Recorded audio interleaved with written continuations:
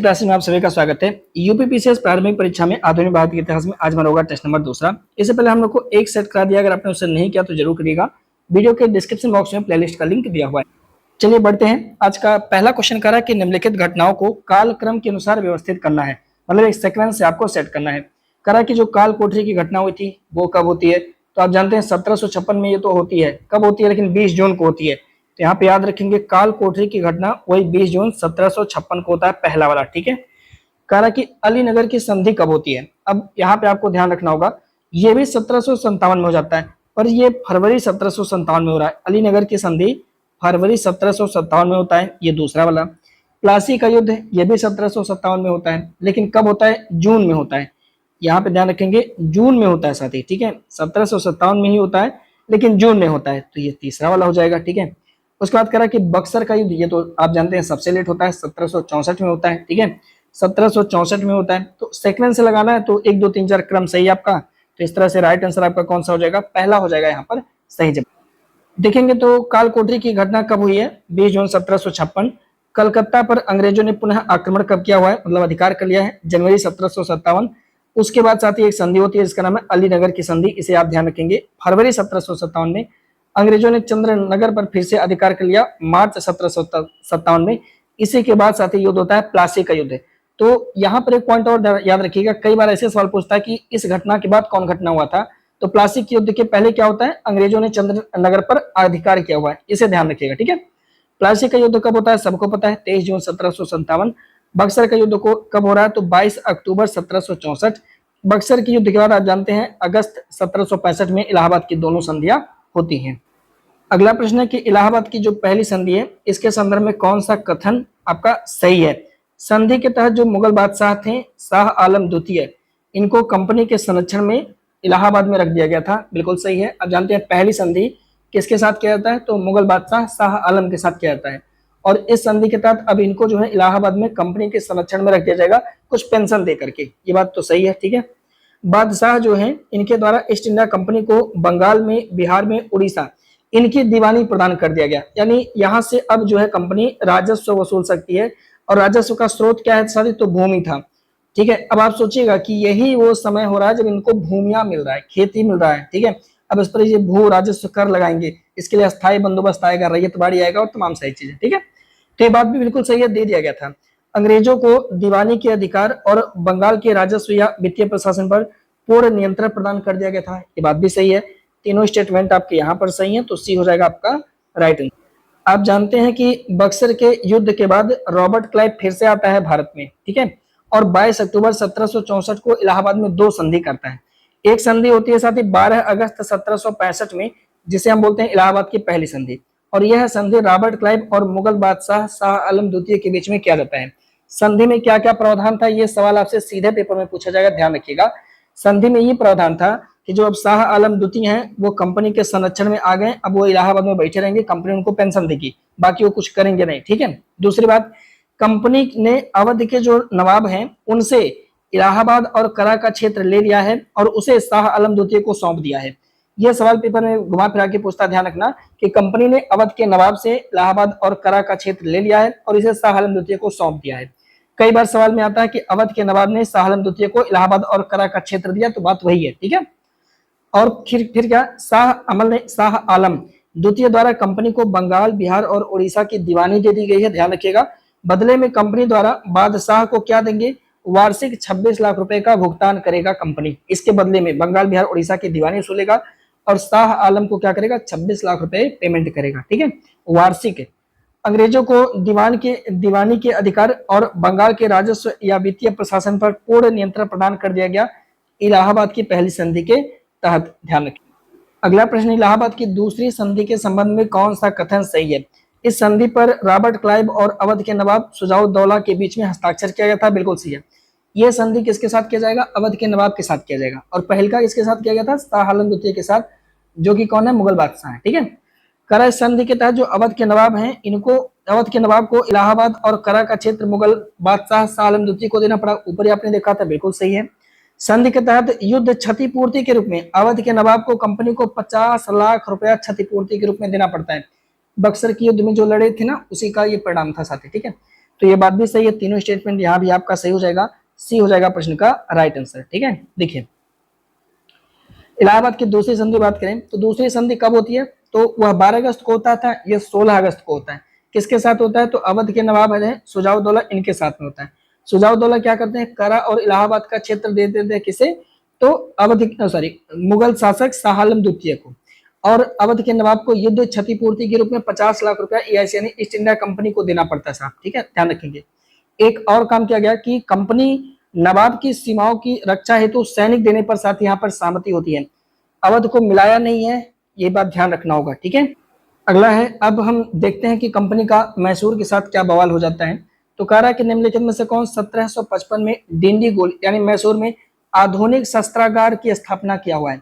तो साथ ही एक व्यक्ति है जिनका नाम है हैदर अली, इन्होंने आधुनिक शस्त्रागार ओपन किया हुआ है डिंडीगुल के अंदर मैसूर में, कब, 1755 में। तो इस प्रकार सही जवाब होगा कौन सा, बी हो जाएगा। ठीक है, अगर बात करेंगे हैदर अली, तो आप जानते हैं मैसूर में एक वंश हुआ करता है बोडियार वंश, और वहां पे शासक हुआ करते हैं नंजराज। ठीक है, और इन्हीं के समय में 1749 में जो हैदर अली है साथी, वो एक सैनिक के रूप में अपना जीवन स्टार्ट करते हैं। आगे 1755 में जो नंजराज हैं वो डिंडीगुल का फौजदार अपॉइंट कर देते हैं किसे, हैदर अली को। ये सब एग्जाम में नहीं आता, ध्यान रखिएगा। हैदर अली ने डिंडीगुल में फ्रांसीसियों की मदद से, किसकी मदद से, फ्रांसीसियों की मदद से हथियारों का एक कारखाना भी खोला हुआ है, और अपनी सेना के लिए प्रशिक्षण की पश्चिमी शैली की शुरुआत भी की हुई है। तो अंग्रेजों के लिए कहीं ना कहीं ये डेंजर बनते हुए जा रहे थे, है ना। अब खुद सोचेगा कि हथियारों का कारखाना खोल रहे हैं और अपने सैनिकों को प्रशिक्षण देने के लिए पश्चिमी शैली का प्रयोग कर रहे हैं। ठीक है, अगला प्रश्न कह रहा है कि प्रथम आंग्ल मैसूर युद्ध के बारे में कौन सा स्टेटमेंट सही है। इस युद्ध में मराठे तथा निजाम अंग्रेजों की तरफ से थे। तो अगर आप देखेंगे पहली बार जो आंग्ल और मैसूर के साथ लड़ाई होती है उसमें 3 लोग एक साथ हैं, कौन कौन, मराठा, निजाम और अंग्रेज एक तरफ हैं, और दूसरी तरफ कौन रहते हैं, तो हैदर अली रहते हैं। तो पहला आंग्ल मैसूर युद्ध आपको ध्यान रखना होगा, समय थोड़ा सा यहाँ पे आपको ध्यान रखना होगा। जो प्रथम आंग्ल मैसूर युद्ध होता है साथी, ठीक है, यह करा कि इस युद्ध की समाप्ति 1769 में होता है और मद्रास की संधि के द्वारा हो जाता है। हाँ, मद्रास की संधि से यह युद्ध समाप्त होता है, सही है। दोनों स्टेटमेंट आपके सही है, सी हो जाएगा आपका राइट आंसर। अब देखिए सबसे इंपॉर्टेंट क्या है, हमसे जो सवाल पेपर में आता है वो प्रथम आंग्ल मैसूर युद्ध अगर कहेगा हुआ कब था, तो यहां से लेकर के पहली डेट आपको 1767 से लगा करके और 1769, ये भूलना नहीं है किसी भी कीमत पे, पहला वाला आपको नहीं भूलना है। ठीक है, और उसके बाद आप देखेंगे कि किस संधि से समाप्त होता है, तो संधि को भी याद रखेंगे, वह है मद्रास की संधि। और ये संधि होती कब है, तो जवाब होगा आपका 1769। तो बस यही 2 पॉइंट याद रखना है। और पहला आंग्ल मैसूर युद्ध में लड़ता कौन है, तो 3 लोग एक तरफ से, कौन कौन, तो आप कहोगे सर मराठा सरदार, ठीक है, मतलब मराठे भी इसमें मिले हुए हैं, ठीक है, और इनके साथ निजाम भी मिले हुए हैं, ठीक है, निजाम मिले हुए हैं, और इसके साथ कंपनी मिली हुई है, ठीक है, ईस्ट इंडिया कंपनी मिली हुई है। तो ये लोग एक तरफ हैं, और दूसरी तरफ अकेले में कौन पड़ता है, तो साथ ही हैदर अली, ठीक है, कौन पड़ता है, तो हैदर अली अकेले पड़ते हैं, ध्यान रखेंगे। देखिए कारा की प्रथम आंग्ल मैसूर युद्ध, तो इसमें क्या था, कब हुआ था, तो अभी मैंने आपसे बताया था, डेट को हमेशा याद रखेंगे, 1767 से लगा करके 1769 के बीच में हुआ था। ठीक है, किसके बीच में हुआ था, तो मराठे, निजाम और अंग्रेज एक तरफ हैं, दूसरी तरफ कौन है साहब, तो दूसरी तरफ थे हैदर अली। और इस युद्ध की समाप्ति कब होती है, 1769 में मद्रास की संधि से समाप्त होता है साथी।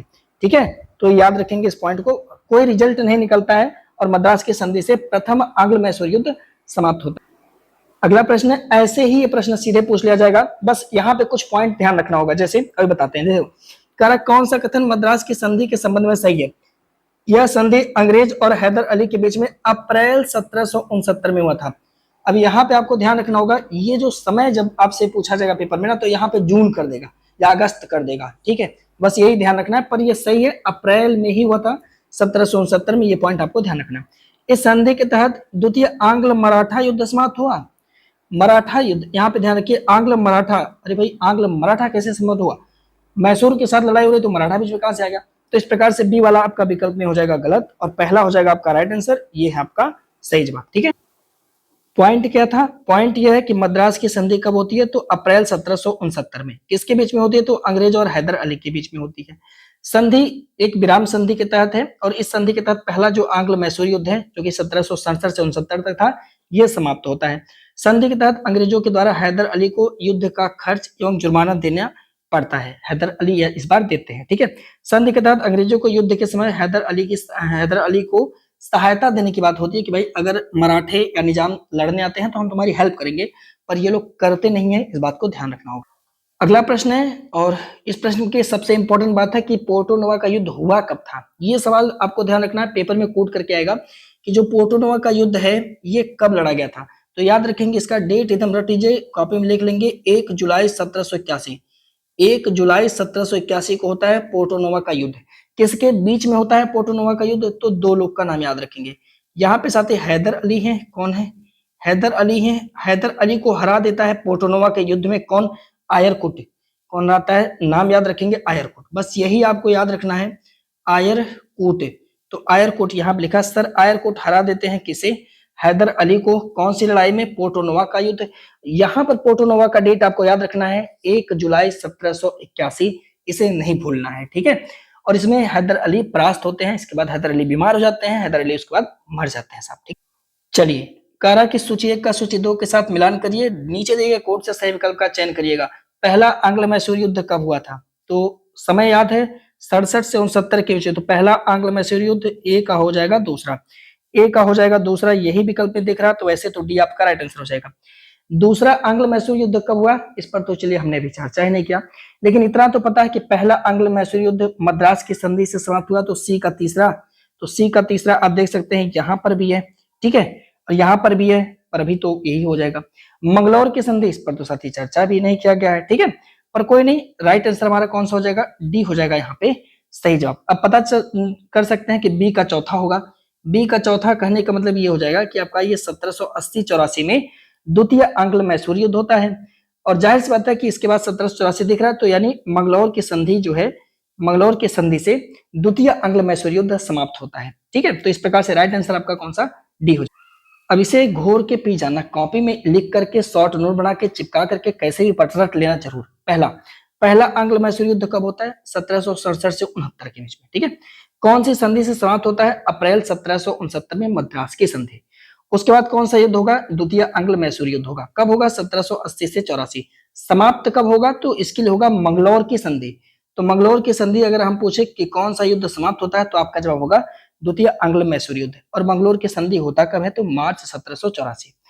तृतीय आंग्ल मैसूर युद्ध कब होता है? तो 1790 से 92 के बीच में होता है। और इस संधि के तहत किस संधि के तहत तीसरा आंग्ल मैसूर युद्ध समाप्त होता है? तो आपका जवाब होगा श्रीरंगपट्टनम की संधि, जो कि कब होगा? मार्च 1792। उसके बाद साथी चौथा होगा चतुर्थ आंग्ल मैसूर युद्ध, जिसमें टीपू सुल्तान मार दिए जाएंगे मार्च 1799 से मई 1799 तक। पर आपसे ये तीनों के बारे में ही ज्यादातर पूछा जाता है, तो इसे ध्यान रखिएगा, ठीक है। अगला क्वेश्चन करते हैं कि निम्नलिखित में से कौन सा कथन सही है? जुलाई 1780 में हैदर अली ने कर्नाटक पर आक्रमण किया और उसमें जनरल बेली को बुरी तरह से पराजित किया था। समय साथी 1780, इसका मतलब कि पहला आंग्ल मैसूर युद्ध खत्म हो चुका है, दूसरा आंग्ल मैसूर युद्ध शुरुआत हुआ था, और इसका कारण ही यही था कि हैदर अली भाई, होता ही है कि जिस तरह से संधि हुआ था साथी, ठीक है, उस संधि के तहत, जो पहली संधि हुई थी मद्रास की, उस संधि के तहत अंग्रेजों को हेल्प करना था, पर अंग्रेजों ने इनकी हेल्प करी नहीं। तो बस इसी को लेकर के हैदर अली कर्नाटक पर आक्रमण कर देते हैं जुलाई 1780 को, ठीक है, और कर्नाटक के मैदान पे जनरल बेली रहता है, उनको बुरी तरह से पराजित करते हैं। आगे आप देखेंगे तो 1780 में पोर्टो नोवा का युद्ध होता है, पोलिलूर का, सोलिंगलूर का। इसमें आयरकुट ने हैदर अली को बुरी तरह से पराजित किया हुआ है। हैदर अली अकेले पड़ जाते हैं, वो निजाम मराठा वो सब अपने आपस मिल जाते हैं, और हैदर अली यहाँ पे इकट्ठे पड़ जाते हैं। अंततः आप देखेंगे हारने के बाद हैदर अली की स्थिति बुरी हो जाती है, और 7 दिसंबर 1782 को हैदर अली की मृत्यु हो जाती है। तो इस प्रकार से डी हो जाएगा आपका राइट आंसर, यानी सही जवाब, ठीक है। तो हैदर अली तो मर गया, अब क्या होगा? आगे कौन निभाएगा? तो हैदर अली का पुत्र टीपू सुल्तान आएगा अस्तित्व में साथ, ठीक है। लेकिन ये 82 में मरा, इस बात को आपको ध्यान रखना होगा। और स्टार्टिंग कब होती है द्वितीय आंग्ल मैसूर युद्ध? 1780 से 1784 तक, ठीक है। यहाँ पे समझने वाली बात है, 1780 से 84 तक चलेगा, और बीच में ही टीपू सुल्तान की मृत्यु हैदर अली की मृत्यु हो जाएगी। तो टीपू सुल्तान अब जो है युद्ध को आगे लेकर चलेंगे, ठीक है। देखिए, जुलाई 1780 में हैदर अली ने कर्नाटक पर आक्रमण कर दिया है तथा कर्नाटक के मैदान में जनरल बेली को बुरी तरह से पराजित करते हैं। इसके बाद अक्टूबर 1780 में हैदर अली ने अरकाट पर भी अधिकार कर लिया है। कालांतर में 1780 में ही नए अंग्रेज जनरल आते हैं आयरकुट। इन्होंने पोर्टोनोवा के युद्ध में, पोलिंगलूर के युद्ध में, सोलिंगलूर के युद्ध में हैदर अली को साथी बुरी तरीके से पराजित करते हैं। इसके बाद हैदर अली आत्मग्लानि से या बीमारी से 7 दिसंबर 1782 को इनकी मृत्यु हो जाती है। इनके बाद टीपू सुल्तान साथी यह शासक बनते हैं और युद्ध को जारी रखते हैं। लेकिन अंततः मार्च 1784 में टीपू सुल्तान और अंग्रेजों के बीच में कौन सी संधि हो जाती है? मंगलौर की संधि हो जाती है और इससे द्वितीय आंग्ल मैसूर युद्ध 1780 से 84 के बीच में समाप्त होता है। इस पॉइंट को आपको ध्यान रखना है। अगला सवाल, निम्नलिखित में से कौन सा कथन टीपू सुल्तान के बारे में सही है? उसने अपनी सेना को यूरोपीय तर्ज पर संगठित किया था, जैसे यूरोप की सेना मतलब अंग्रेजी सेना थी वो उसी तर्ज पर। ठीक है, सही है, बिल्कुल सही है। 1796 में इसने नौसेना बोर्ड का गठन किया था तथा यह विज्ञान एवं प्रौद्योगिकी का संरक्षक भी था। किसने? तो टीपू सुल्तान ने। बिल्कुल सही है। इसे भारत में रॉकेट तकनीकी की खोजकर्ता माना जाता है, तो इन्हें भारत में रॉकेट तकनीकी का खोजकर्ता माना जाता है। किसे? तो आपका जवाब होगा टीपू सुल्तान। तो बिल्कुल सही है, तीनों स्टेटमेंट यहाँ पर सही हो जाएंगे। डी हो जाएगा आपका राइट आंसर। ठीक है, देखिए बात करेंगे अगर हम लोग थोड़ा सा टीपू सुल्तान को लेकर के, तो यूरोपीय तर्ज पर अपनी सेना बना रहे हैं, विदेशों में आधुनिक पद्धति से दूतावास भी खोल रहे हैं, फिर जैकोबिन क्लब का भी निर्माण किया है। ये भी है, कई पॉइंट आप नोट कर लीजिएगा, जैकोबिन क्लब। ठीक है, और उसके मेंबर भी हैं जैकोबिन क्लब के, जैकोबिन क्लब है। ठीक है, 1796 में इन्होंने नौसेना बोर्ड का गठन किया। यह विज्ञान एवं प्रौद्योगिकी के संरक्षक भी माने जाते हैं। टीपू सुल्तान को भारत में रॉकेट की तकनीकी का खोजकर्ता भी माना जाता है, ध्यान रखेंगे। भारत से अंग्रेजों को खदेड़ने के लिए इन्होंने अंतर्राष्ट्रीय सहयोग का भी प्रयास किया था, ताकि और भी देश के लोग हमें मदद करें और हम अंग्रेजों को भारत से बाहर खदेड़ दें, ऐसा प्रयास। अगला प्रश्न है, निम्नलिखित घटनाओं को कालक्रम के अनुसार व्यवस्थित कीजिए। अब आते हैं हम लोग थोड़ा सा देखते हैं कि आंग्ल मराठाओं से कैसा सवाल आता है। देखिए हम लोग मोस्ट इंपॉर्टेंट पॉइंट पर ही आपसे डिस्कस कर रहे हैं, तो इस बात को आप ध्यान रखिएगा। कह रहा है कि कालक्रम के अनुसार आपको लगाना है, अगर याद है तो आप लगाइए। मराठाओं के साथ कब इनका बवाल होता है? तो पहला आंग्ल मराठा कब होता है? तो याद रखेंगे 1775 से 1782, ये समय याद रखेंगे। ठीक है, 1775 से 1782 तक का आप समय याद रखेंगे। और पहला आंग्ल मैसूर युद्ध कब हुआ था? तो आंग्ल मैसूर युद्ध हुआ था 1767 से लगा करके 1769 के बीच में। ठीक है, तो यहाँ तो कोई बवाल ही नहीं था, ये पहला आंग्ल मैसूर युद्ध हुआ था। और मराठाओं से इनका बिगाड़ 1775 में होता है कि नहीं है? अच्छा, दूसरा आंग्ल मैसूर कब होता है? तो आप बोलोगे सर दूसरा भी जब होता है 1780, 1784, अभी भी कोई दिक्कत नहीं था। ठीक है, चीजें सब कुछ नॉर्मल थी मराठाओं के साथ।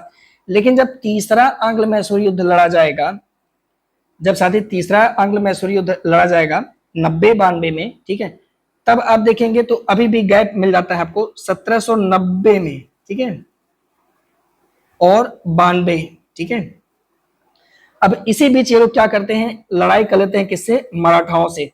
देखिए 1775 से 82 के बीच में लोग मराठाओं से भिड़ जाते हैं साथी। ठीक है, जब मतलब द्वितीय आंग्ल मैसूर युद्ध हो रहा है तो ये लोग अपना मराठाओं से भी भिड़ जाते हैं उस समय। तो प्रथम आंग्ल मराठा युद्ध होता है 1775 से 1782 के बीच में, ध्यान रखिए। 1782 के बीच में कई संधियां होती हैं साहब। पहली जो संधि हो जाती है सूरत की संधि होती है 1775 में। ठीक है, मतलब कि प्रथम आंग्ल मराठा युद्ध के बाद ये संधि होती है, ध्यान रखेंगे। इसके बाद पुरंदर की संधि हो जाती है, पुरंदर की संधि हो जाती है 1776 में। सालबाई की संधि होती है साथी 1782 में। 1782 में सालबाई की संधि हो जाती है, ध्यान रखेंगे। और इसी सालबाई की संधि से प्रथम आंग्ल मराठा युद्ध समाप्त होगा।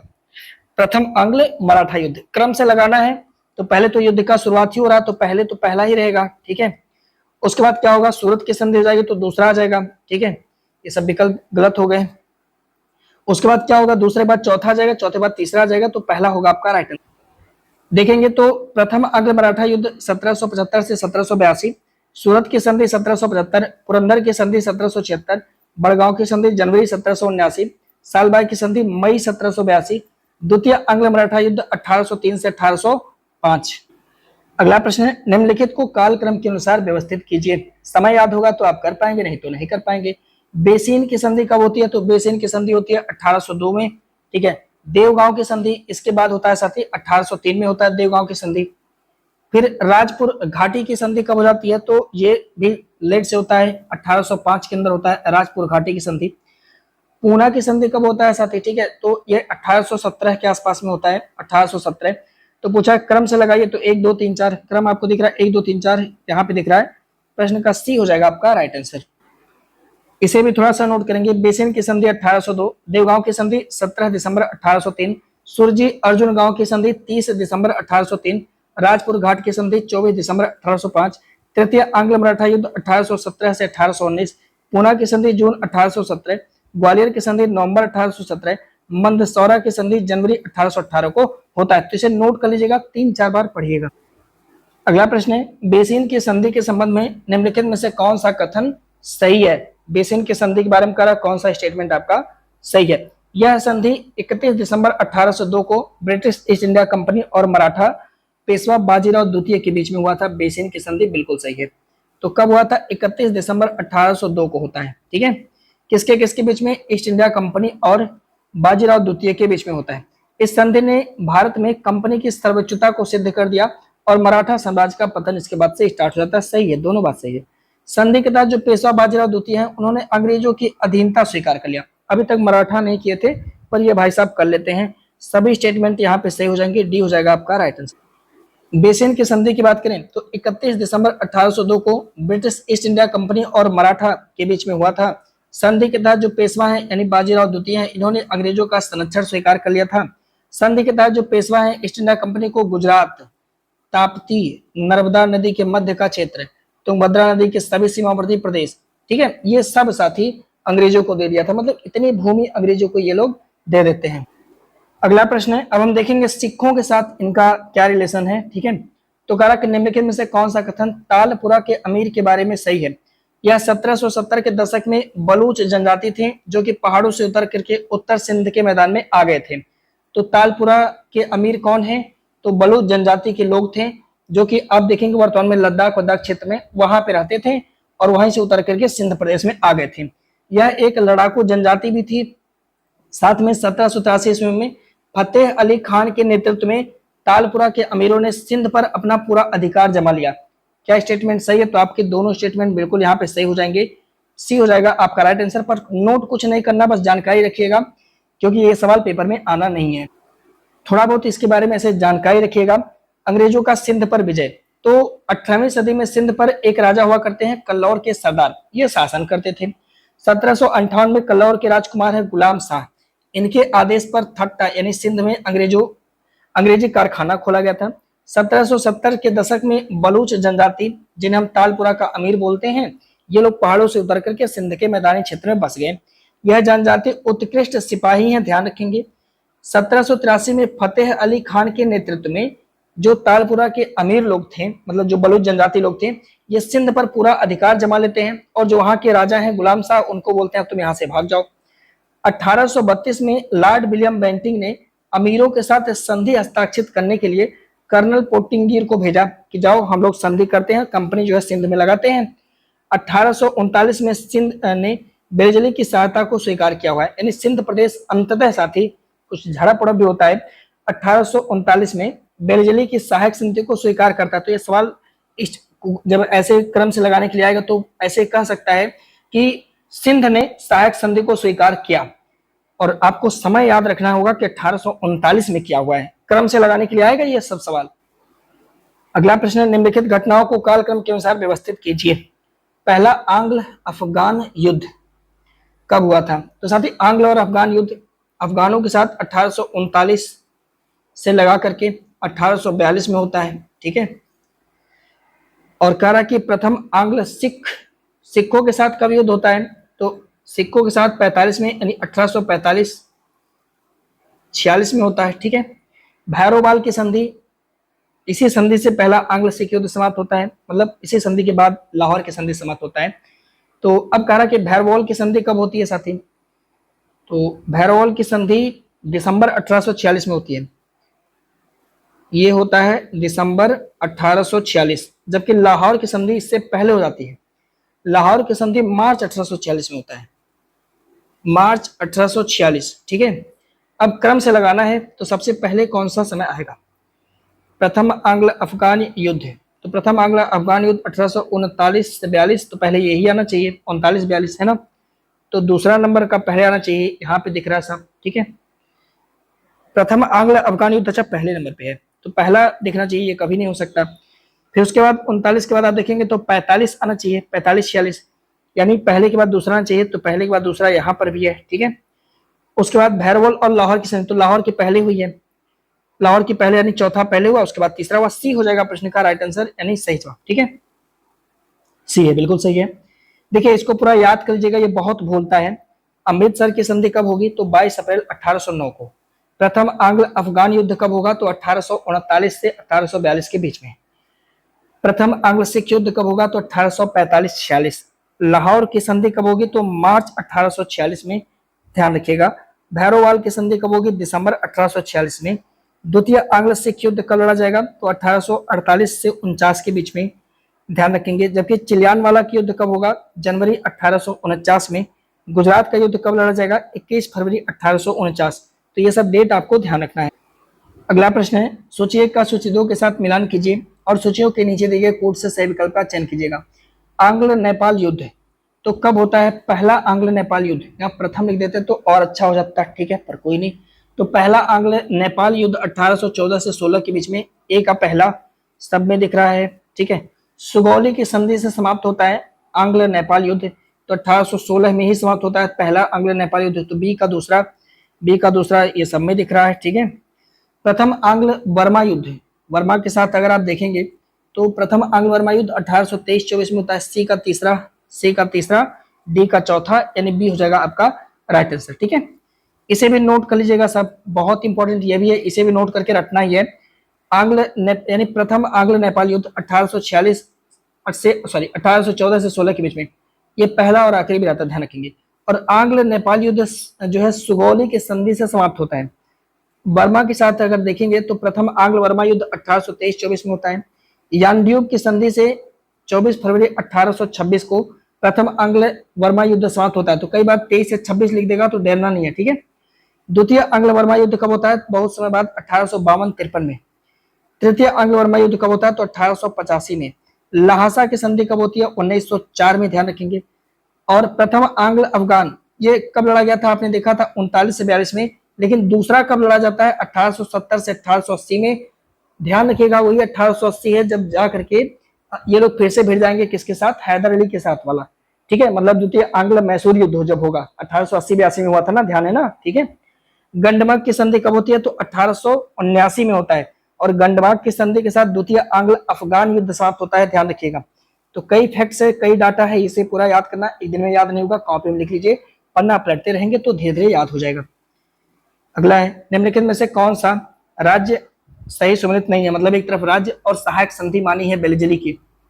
तो सबसे पहले मैसूर कब मानेगा, 1799 में, हाँ मानेगा। हैदराबाद 1800 मानेगा। अवध जो है साथी ये नवंबर 1801 में मानेगा, मान जाएगा। पेशवा कब मानते हैं, तो पेशवा बाजीराव ये दिसंबर 1801 में मानते हैं ना, तो दिसंबर 1801 में मानते हैं पेशवा। तो डी हो जाएगा आपका राइट आंसर, यही आपका सही नहीं है, ठीक है। तो देखेंगे सबसे पहले बेलजली की सहायक संधि कौन मानता है, तो 1798 में हैदराबाद के निजाम सबसे पहले बेलजली की सहायक संधि को मानते हैं। उसके बाद 1799 में मैसूर मान लेता है। अक्टूबर 1799 में तंजौर मानता है। उसके बाद नवंबर 1801 में अवध मानते हैं। दिसंबर 1801 में पेशवा मानते हैं। दिसंबर 1803 में बराठ के भोंसले मानते हैं। फरवरी 1804 में साथ ही सिंधिया लोग मान लेते हैं। और 1818 में भरतपुर के शासक मानते हैं। 1818 में ही होलकर जो कि अंतिम मराठा परिसंघ थे, इन्होंने भी सहायक संधि को साथ ही स्वीकार कर लिया है, ठीक है। अगला प्रश्न है, लॉर्ड डलहौजी के व्यापकत्व सिद्धांत यानी डॉक्ट्रिन ऑफ लैप्स के तहत ब्रिटिश साम्राज्य में मिलाए गए निम्नलिखित राज्य या प्रदेशों को कालक्रम के अनुसार आपको लगाना है। पहले कौन माना था, उसके बाद कौन माना था, ऐसे। तो राज्य जो डलहौजी का व्यापकत्व का सिद्धांत है उसके तहत सबसे पहले कौन माना था, ये आपसे पूछ रहा है। तो पहले 17 माना था साथ ही 1848 में, है ना, सबसे पहले 17। तो पहला जहां होगा यही हमारा राइट आंसर बनेगा। पर अभी भी और भी 2 जगह आ चुका है ना। उसके बाद जैतपुर और संभल लोग माने थे कब, इसी के 1 महीने बाद यानी 1849 में। पहले के बाद दूसरा आना चाहिए, पहले के बाद दूसरा यहाँ पे आ गया। झांसी और नागपुर में आप देखेंगे तो झांसी ने 1853 में माना हुआ है और नागपुर इसी के एक साल बाद मानता है, 1854 में ही मानता है। ठीक है, तो 1853-54, पहले झांसी, तीसरा और चौथा, तो तीसरा और चौथा यानी राइट आंसर आपका सी हो जाएगा सही जवाब। अगर हम देखें तो डलहौजी के व्यापकता का सिद्धांत, तो इसके तहत किसको कब मिलाया गया, तो सतारा को 1848 में इसने मिलाया, जैतपुर संभल को 1849, बघाट को 1850, उदयपुर को 1852, झांसी को 1853 मिला था, नागपुर को 54 में, तंजावुर को 1855 में और अवध को साथ ही 1856 में। तो ये क्रम से जो है हमें याद रखना होगा। अब हम देखते हैं कि भारत में ब्रिटिश राज्य का आर्थिक प्रभाव। तो अगर आपके पास साथी पूर्वालोकन होगा, ठीक है, तो जो भी टॉपिक हम आपको पढ़ा दिए, आप लोग एक बार पूर्वालोकन का प्रश्न भी सॉल्व करिएगा। और अगर कोई फैक्ट आपको मिलता है पूर्वालोकन में, मान लीजिए हमने आपको इस नोट्स में नहीं कराया है, तो उस फैक्ट्स को आप अपने इस नोट्स में एडिट कर लीजिए, मतलब कि उसको लिख लीजिए। ठीक है, और साथ ही साथ में अगर अभी तक टेस्ट सीरीज नहीं ज्वाइन किए हैं तो कर लीजिए। यहाँ पे आप देखेंगे तो आपका टेस्ट 1 साथी हम कंप्लीट करा चुके हैं और टेस्ट 2 की पूरी तैयारी है। तो टेस्ट 1 जैसे क्वेश्चन पेपर आप देख सकते हैं, इसका पूरा डिटेल में सोल्यूशन साथी यहाँ पे दिया जाता है, तो आपको इसे नोट्स नहीं करना पड़ेगा। अगर आप एक बार टेस्ट सीरीज को ज्वाइन कर लेते हैं तो आपको यहाँ पे नोट्स नहीं करना पड़ेगा। ये पूरी तरह से चैप्टर वाइज होता है, जो लिखा गया है पूरा चैप्टर इसमें लिखा गया होगा कि कौन सा नेक्स्ट चैप्टर होगा और कहाँ से कैसे सवाल बन रहे हैं। ठीक है, जैसे अभी आप देखिए ये चल ही रहा चैप्टर साथी। ठीक है, ब्रिटिश शक्ति का विस्तार, सुदृढ़ीकरण, ऐसा किसी के टेस्ट में नहीं होता, पर अपने टेस्ट में वो हम लिख देते हैं कौन से टॉपिक से हमने क्वेश्चन बनाया हुआ है। ठीक है, और पूरा क्रम से डिटेल में आपको ये पूरा मिल जाएगा। तो अगर आप चाहें तो आप इसको ज्वाइन कर सकते हैं। 150 प्रश्नों का पूरा ये डिटेल, लगभग में 60 पेज का आपका ये टेस्ट होगा। अगर आप देखेंगे तो ये 30 से 32 पेज में या 35 पेज मान के चलिएगा, एक टेस्ट आपका 35 पेज में आता है साथी। ठीक है, तो इसके लिए आप हमें इस नंबर पे व्हाट्सएप करिएगा 8881716810। ऐसा नहीं किसी का कॉपी पेस्ट नहीं होता है, यूट्यूब पे बहुत सारे ऐसे लोग हैं जो कुछ भी दे देते हैं भाई, ऐसा नहीं है। यहाँ पे अच्छी तरह से टाइप होता है, डिटेल एनालिसिस के साथ आपको ये चीजें प्रोवाइड कराई जाती है। ठीक है, तो 8881716810 पर आप मैसेज कर सकते हैं। और इसकी जो है साथी वो प्राइस बहुत ही कम रखी गई है। अगर आप अदर कोचिंग में देखेंगे तो 4-5 हजार लग रहा है, पर यहाँ पे इसकी प्राइस इतनी है। ठीक है, और जो है ये है इसकी फीस है। टोटल टेस्ट देखेंगे साथी तो टोटल टेस्ट हम यहाँ पे 21 टेस्ट आपको कवर कराएंगे, संपूर्ण सिलेबस लगभग में इसमें आपका कवर हो जाएगा। ठीक है, और यही चीज आप देखें कहीं और भी कोचिंग संस्थान बड़े बड़े इंस्टीट्यूशन में तो आपको इसके लिए 5-6 हजार पेड करना पड़ेगा बड़े आराम से, तो और बेस्ट भी नहीं रहेगा, ये भी तय है। ठीक है, तो इस चैप्टर वाइज के लिए अगर आपको लिखना ना पड़े, आप चाहते हैं कि लिखना ना पड़े, सिर्फ आप इसका मल्टीपल रिवीजन करिए, प्रिंट करा करके अच्छे से आप इसका रिवीजन कर सकते हैं। तो जरूर निश्चित रूप से ज्वाइन करिएगा। नंबर दिया है 8881716810, और ऐसा नहीं कि सिर्फ एक ही एग्जाम में ये काम करेगा। जो आपका आरओ आ रहा है ना, उसके लिए अलग से कोई फीस उस आपको पेड नहीं करनी पड़ेगी। आरओ का पूरा बैच आपको वैसे ही यहाँ पे फ्री मिल जाएगा। ठीक है, अलग से कुछ फीस नहीं देना पड़ता है, बस एक ही बार जो आप ज्वाइन कर लेंगे तो वही समझिए हो जाएगा। यूपीएससी में जब तक आप एग्जाम देंगे तब तक के लिए। चलिए देखते हैं साथी ब्रिटिश राज्य का आर्थिक प्रभाव, तो ये चैप्टर है। और पहला क्वेश्चन करा कि निम्नलिखित में से किसने भारत में ईस्ट इंडिया कंपनी के 1765 से 1772 ईस्वी तक के समय को डाकू राज्य कहा हुआ है।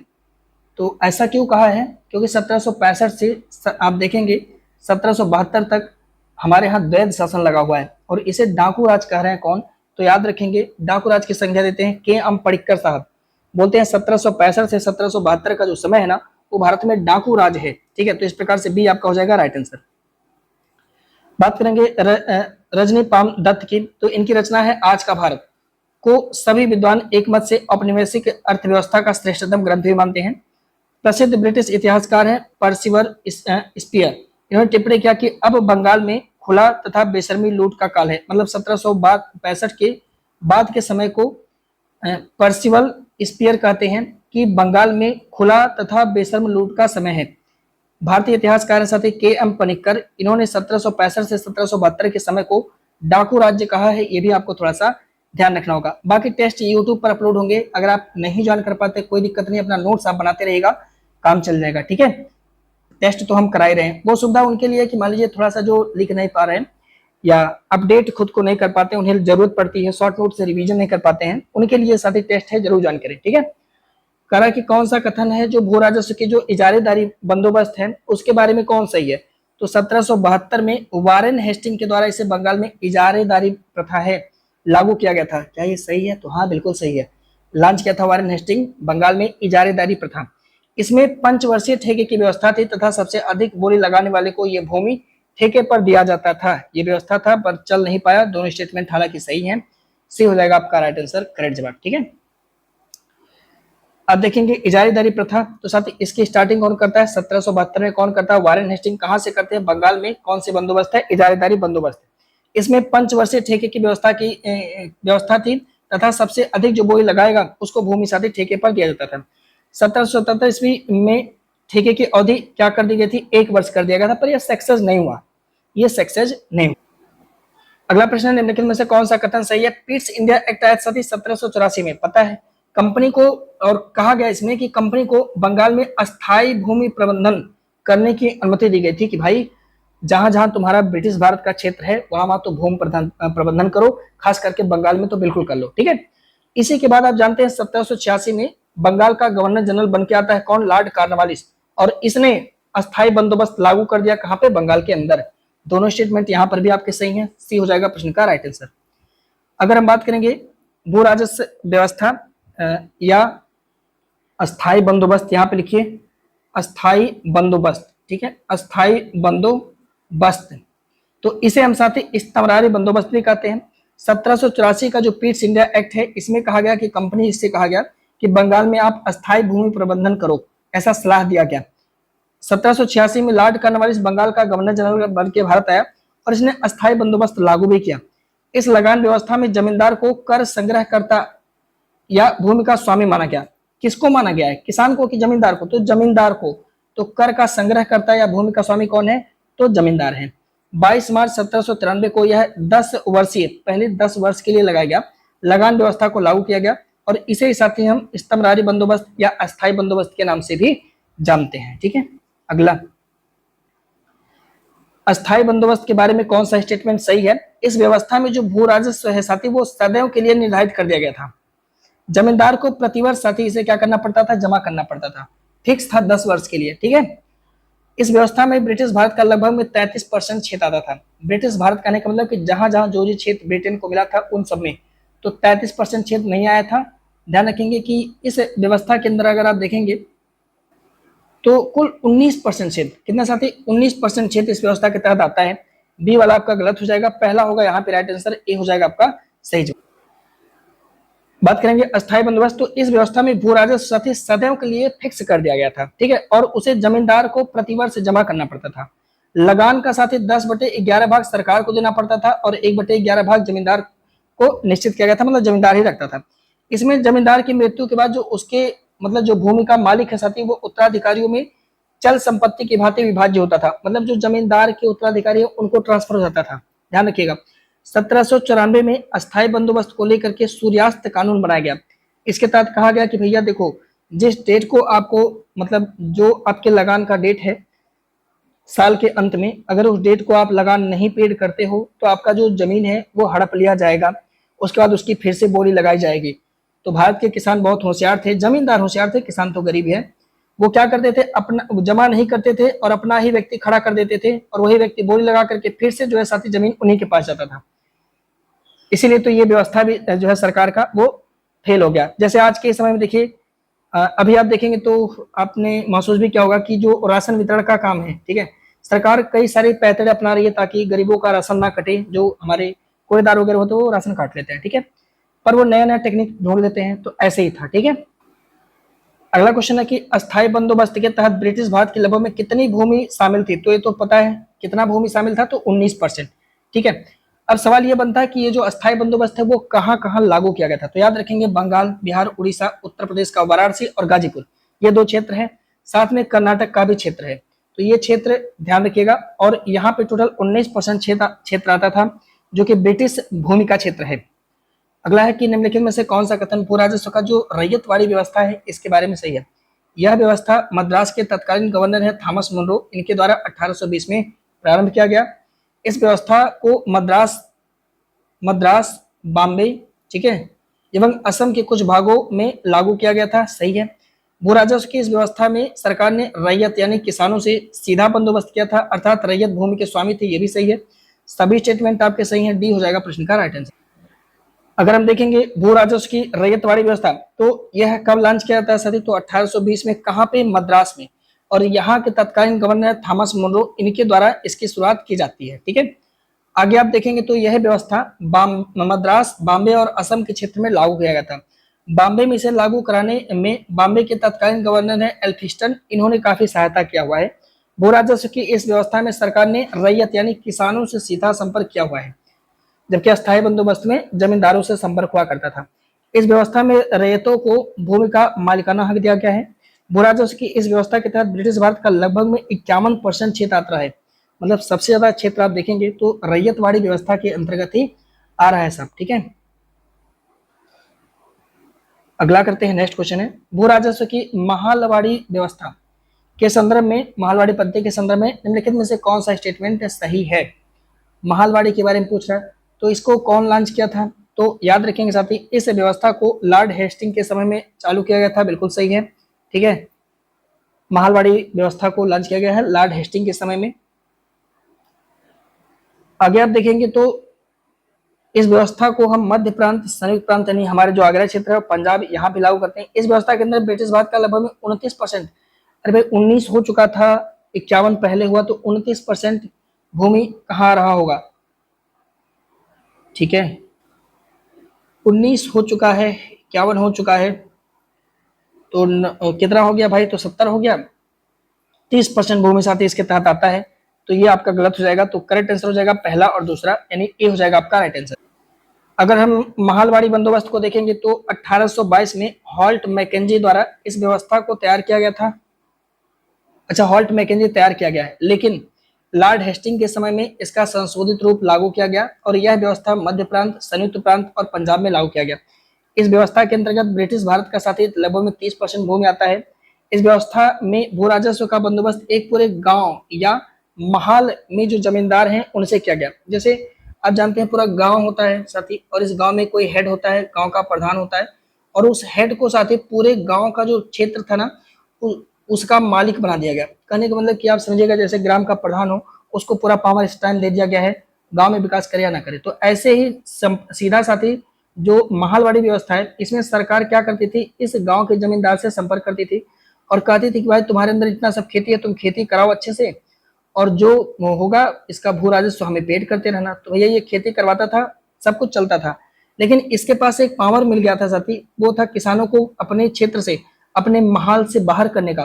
तो ये क्या करता था, किसानों पर दबाव बनाता था कि अगर तुम 10 14 घंटा काम नहीं करोगे तो अपने महल से तुमको हम बाहर निकाल देंगे। समझ रहे, भ्रष्टाचार मतलब पीक लेवल पे चला गया था।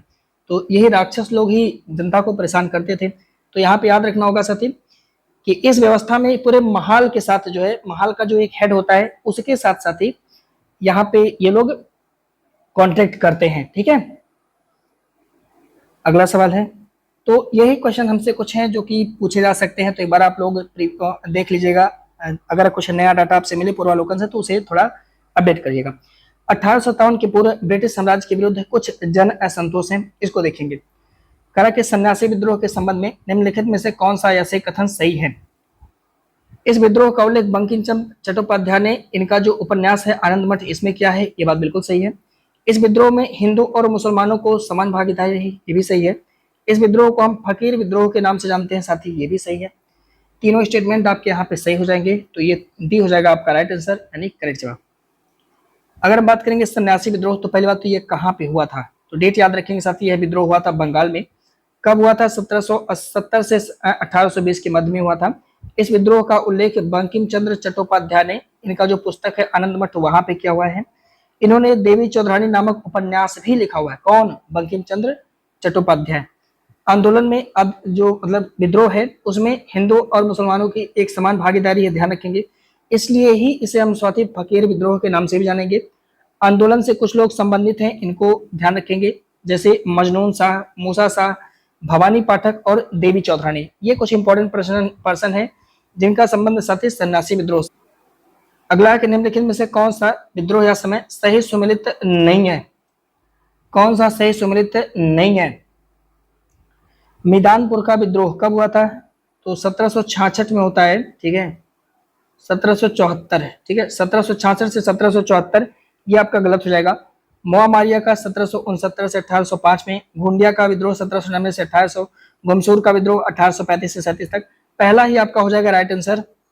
देखिए इसको आप नोट सिर्फ करिएगा, अगर आपसे याद नहीं होगा तो याद करने की जरूरत नहीं है, क्योंकि इसे पूछे जाने की संभावना बहुत कम है। मान के चलिए कि 40%, पेपर में यहाँ से कोई शायद ही पूछा जाए, पर एक बार पढ़ के 3-4 बार जाएगा, हो सकता है दुर्भाग्य अगर आ जाए तो आ जाए।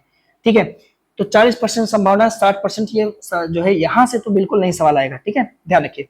पर याद रखेंगे मैदानपुर और ढालपुर में विद्रोह होता है 1766 से 74 के बीच में। मुआमारिया का विद्रोह, इसे बस याद रख लीजिएगा, 1769 से लेकर के 1805 के बीच में। गोरखपुर बस्ती बहराइच में विद्रोह होता है 1781 में, इसे भी थोड़ा सा याद रख लीजिएगा। ठीक है, विजयनगरम के राजा का विद्रोह होता है 1794, याद रखने की जरूरत नहीं है। गोंडिया का विद्रोह 1799 से 1800। अवध में नागरिकों का विद्रोह 1799। गंजाम और गुमसूर में विद्रोह 1800 या 1835-37 दो बार होता है। पलामू या चेर का विद्रोह 1800 से 1802 के बीच में होता है, पर इसे सबको नहीं ध्यान रखना है, एक दो बार पढ़ लीजिएगा, याद आया तो ठीक है, वरना स्किप कर देना। अगला, करा के सूची 1 का सूची 2 के साथ मिलान करें, नीचे दिए गए सूचियों से सही विकल्प का चयन करिएगा। पोलीगार का भी युद्ध कब होता है? 1795 से 1805। देखिए हमको भी यहाँ पे ध्यान आ रहा है, 1795 से 1805। ठीक है, पोलीगार का ही हमें भी याद है भाई, 1 का चौथा, पर यहाँ दो दो विकल्प है। और बुंदेलखंड में अशांति कब होती है? ये भी 1808 के बाद, 1808 से 12, एक ही विकल्प दिया है। बी का तीसरा कितना पनौती है, अभी तक नहीं मिला। परल की मेड़ी, हाँ ये भी याद है। परल की मेड़ी को अगर आप देखेंगे तो ये शायद 13-14 में होता है, 1813-14, यानी सी का दूसरा। बहुत मुश्किल होता है जब इस तरह का मैट्रिक्स आता है साथ। सी का दूसरा यहाँ, तो डी का पहला हो जाएगा आपका राइट आंसर। अब इसमें सारा डाटा याद करना था, स्किप कुछ नहीं किया जा सकता था। ठीक है, ऐसा सवाल बहुत मुश्किल से आता है, जब आता है तो पेपर में पक्का गलत हो जाता है। ठीक है, ध्यान रखेंगे, क्योंकि मैक्सिमम अगर आप मैट्रिक्स देखेंगे तो अगर ज्यादातर ये वाला रूल फॉलो करता है, मतलब कि बी का पहला और ए का जो है दूसरा, ये फॉलो करता है। अगर बहुत ज्यादा मतलब सेकंड जो चांस होता है साथी, वो ये वाला फॉलो कर लेता है, मतलब ये इसके साथ मिल जाएगा और ये इसके साथ, ये वाला मैट्रिक्स।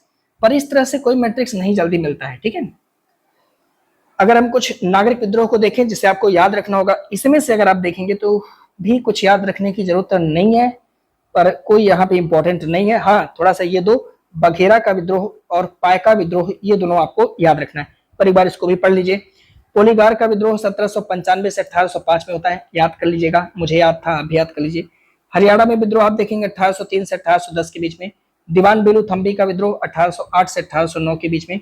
बुंदेलखंड में अशांति 1808 से 1812 के बीच में। परल की मेडी का विद्रोह 1813 से 1814। कच्छ में विद्रोह 1816 से 1832। बरेली में असंतोष होता है 1816 से 1816 में। हाथरस का विद्रोह होता है साथ ही 1817 में। इसी तरह से पाय का विद्रोह है 1817। बघेरा विद्रोह है 1818 से 1820 में। अगला, निम्नलिखित में से कौन सा एक तरफ विद्रोह और दूसरी तरफ सही सम्मिलित नहीं है? ये थोड़ा सा इंपॉर्टेंट है, इसका एक्सप्लेनेशन मतलब बहुत इंपॉर्टेंट है, मोस्ट इंपॉर्टेंट है। ठीक है, बहावियों का आंदोलन कब होता है साथी? 1830, बहुत लंबा चलता है, पर 1844 बिल्कुल नहीं है, 1830 से लगा करके स्टार्ट होता है और लंबा चलता है। ठीक है, तो डी हो जाएगा आपका राइट आंसर, यहाँ पे सही सम्मिलित नहीं है यही वाला। अब देखिए इसका एक्सप्लेनेशन बहुत इंपॉर्टेंट है, यहाँ पे सबको रखना है यहाँ पे। ठीक है, कुछ को छोड़ के बाकी सबको रखना है। जैसे अहोम का आपको याद रखना है 1828। सूरत नमक विद्रोह याद रखना है 1844, क्योंकि हम कभी कभी 1930 में वो भारत छोड़ो सॉरी जो समन्वय वाला नमक आंदोलन है ना, उसको मान लेते हैं, तो गलती मत करिएगा। सूरत नमक विद्रोह है ये। ठीक है, 1844। गडकरी का विद्रोह याद रखने की जरूरत नहीं है, 1844-45। सावंतवाड़ी याद रखने की जरूरत नहीं है, 1844 से 1859। बहावियों को याद रखेंगे साथ। ठीक है, ये सब याद रख लीजिएगा। 1830 से 1861। कुका विद्रोह याद रखिएगा 40 से लेकर के 1872 तक। नायका विद्रोह याद रखिएगा 1806 से 1816। कित्तूर कुर्ग नहीं याद रखना है, बुंदेला को भी नहीं याद रखना, पर इतना आपको याद रखना है। अगला है कि निम्नलिखित विद्रोह या संघर्ष को कालक्रम के अनुसार व्यवस्थित कीजिए। चलिए लगाइए इसको कालक्रम के अनुसार।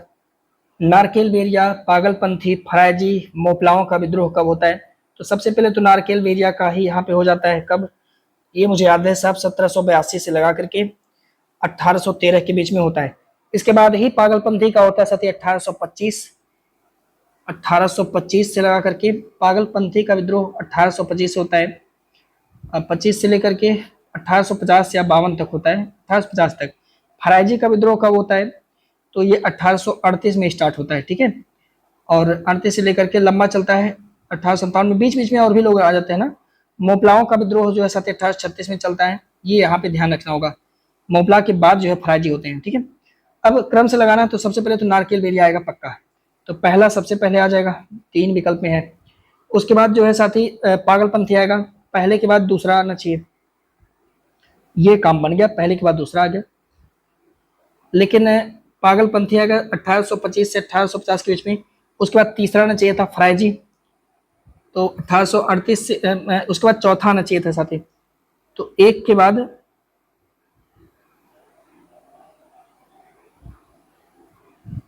तीसरा फरायजी आ रहा है साथी 1838। क्वेश्चन का स्क्रीनशॉट कर लीजिएगा, मुझे लग रहा है कि ऑप्शन इसका सही नहीं है, ठीक है। फराजी 1838 से 1857 के बीच में ही होता है, ठीक है। 38 तो जाहिर सी बात है, चौथे के बाद चौथा फिर तीसरा आना चाहिए था, पर यहाँ पे तीसरा चौथा दिया हुआ है, यही एक ही विकल्प नजदीक में लग भी रहा है। तो एक बार इसका स्क्रीनशॉट कर लीजिएगा और कमेंट करिएगा कि क्या इसमें सही होगा। और चौथा तीसरा यानी 1 2 4 3 इस तरह से विकल्प में होना चाहिए था, तो एक बार आप लोग भी इसे जो है मिला लीजिएगा, ठीक है। ये भाई साहब सी लिखे हैं पर गलत लिखे हैं। हाँ, ये क्रम देखिए, ये चीजें सही लिखे हैं पर यहाँ पे सी नहीं होना चाहिए था, अब विकल्प में इसको बदल देंगे। अगला प्रश्न है, निम्नलिखित में से कौन सा एक तरफ विद्रोह दिया समय सही सुमेलित नहीं है? कौन सा एक सही सुमेलित नहीं है? इसको हम कल के सेशन में करते हैं साथी, है ना। 30 क्वेश्चन ही किया जाएगा क्योंकि 50 मिनट का ऑलरेडी समय हो चुका है। अब इसे हमें लग रहा है डेली अपलोड करना पड़ेगा, तो बिना किसी दिन गैप के डेली शाम को इसे हम अपलोड करते हैं, गैप नहीं देंगे। कल सुबह भी इसका पार्ट 2 यानी जो हमारा टेस्ट तीसरा है उसे अपलोड कर देंगे, आप लोग बस रिवीजन करते रहिएगा। तो मिलते हैं आपसे कल, इस यहीं से आगे बढ़ेंगे। वंदे मातरम, जय हिंद।